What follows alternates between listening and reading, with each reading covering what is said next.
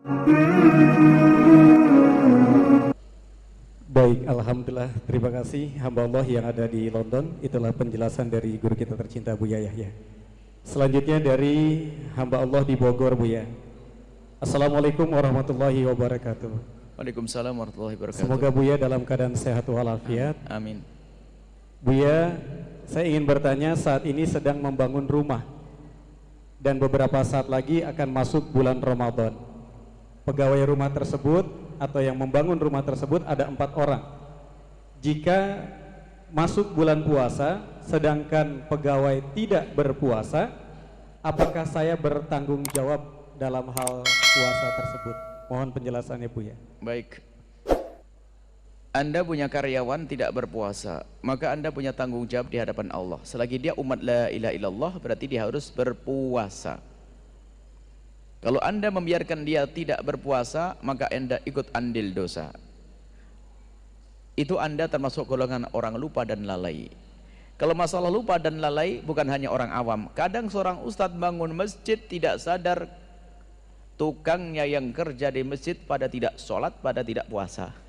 Yang dipikir oleh sang ustadz bagaimana masjid cepat jadi, hari raya bisa untuk sholat hari raya Idul Fitri.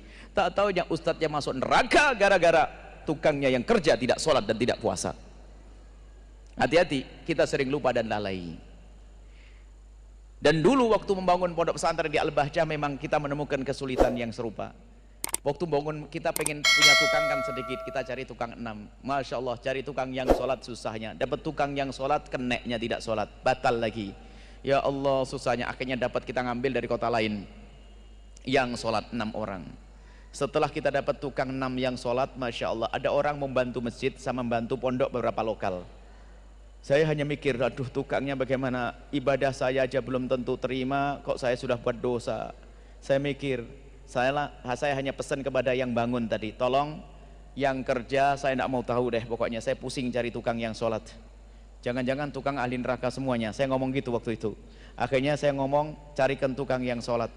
Tak taunya betul, mandornya sudah ngasih komando, semua yang kerja harus sholat. Subhanallah, dugaan saya kalau tukang ahli neraka salah, ternyata banyak tukang ahli surga. Waktu masjid baru pertama tukang ada 60 orang sama ini, semuanya sholat jamaah. Diarahkan mau, karena mereka adalah umat la ilaha illallah.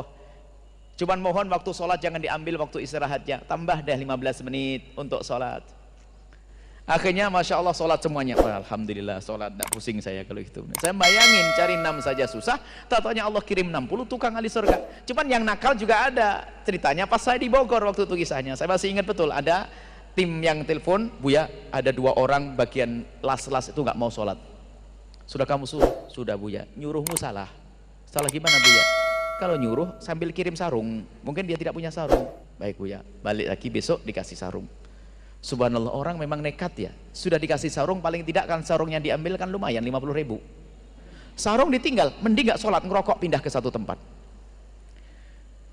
Kalau begitu bingung lagi. Hari yang keempatnya kita sampaikan, ini suruh sholat ya, puasa otomatis nanti.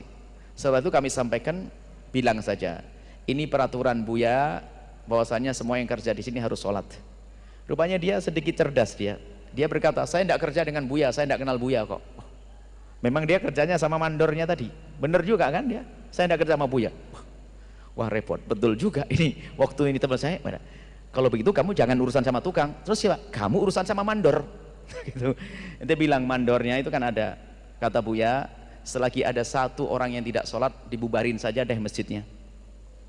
Nyampe ke bosnya, bosnya tambah cinta dengan kita. Oh bener ini. Akhirnya orang yang tadi dipaksa, kalau tidak mau sholat jangan kerja di sini. Tak taunya akhirnya sholat, justru salah satu dari tukangnya ini anaknya malah di pondok sekarang, waktu itu memasukkan anaknya di pondok. Jadi kan perlu diarahkan saja. Oh Anda punya power kok, punya kekuatan, kenapa Anda tidak bisa? Anda beri kesempatan dong, tambah waktu 10 menit untuk sholat. Kalau perlu Anda kasih bonus deh sedekahnya, yang sholat kasih 500 rupiah atau 1000, 2000 kayak. Atau yang puasa, makanya kami sampaikan, kalau puasa tolonglah diringankan, kasih diskon 1 jam deh untuk istirahat. Tadi saya sampaikan di awal, biar bisa puasa. Wah Anda pahalanya gede, meringankan, gak akan mengurangi kerjaan.